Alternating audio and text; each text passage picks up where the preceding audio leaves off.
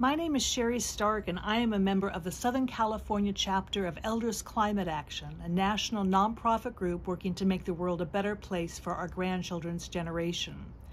I'm talking today with Adrian Alvarez, a young YouTube producer who has made a number of videos about climate change, global subjects like the Earth Charter and how to save the monarch butterflies. Welcome, Adrian. Please tell us how you got started making these videos.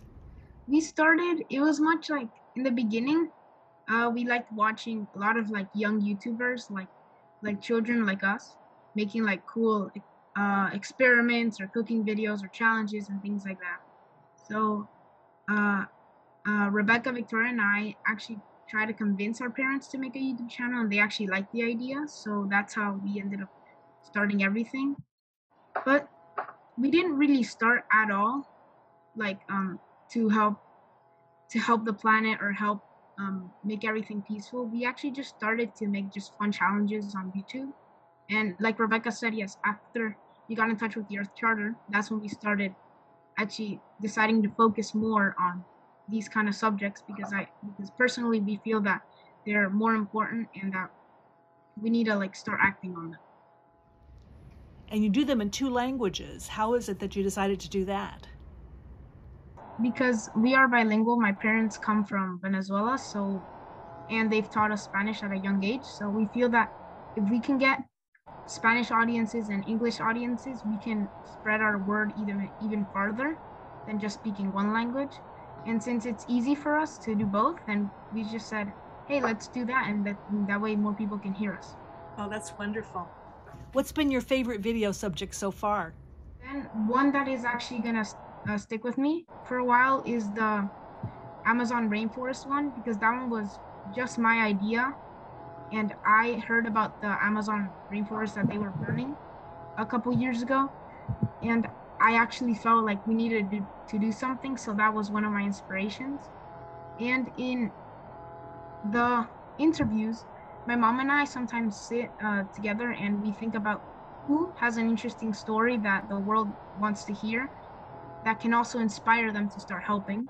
Adrian, do you think kids are listened to enough in our society?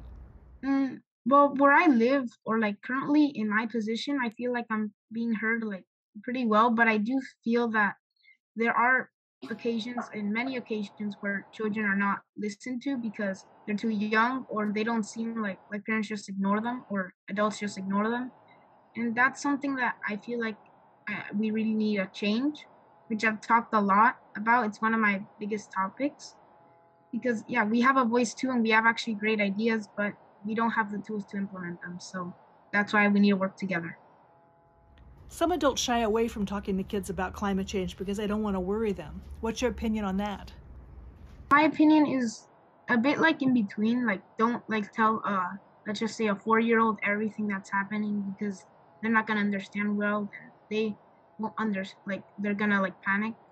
But what my parents did is slowly they started telling us a bit things like climate change. Sure, they mentioned it, but it wasn't like as detailed. Like slowly to get them understanding the topic, but not to the point where it's like, oh, if we don't solve this in like 20 years, it's gonna be bad.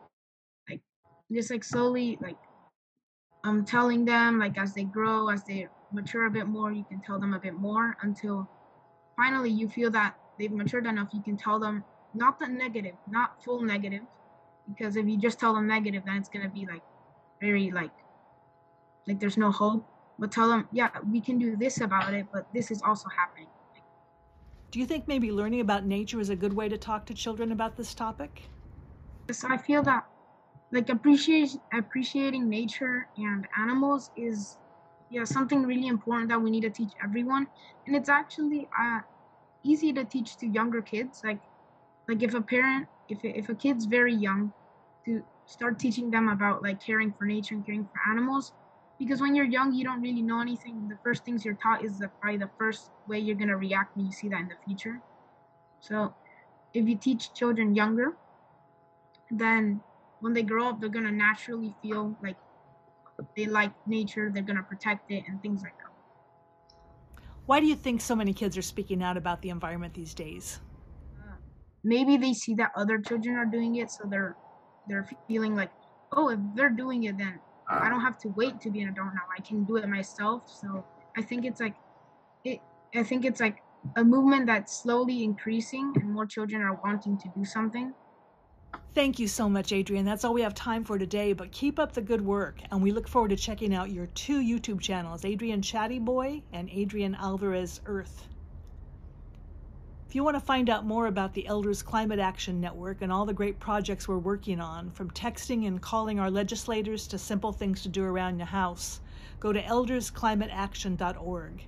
This same site has links to local chapters for projects targeted specifically to your region. Check us out, come to a meeting, or just browse around our website for ideas. Thanks again.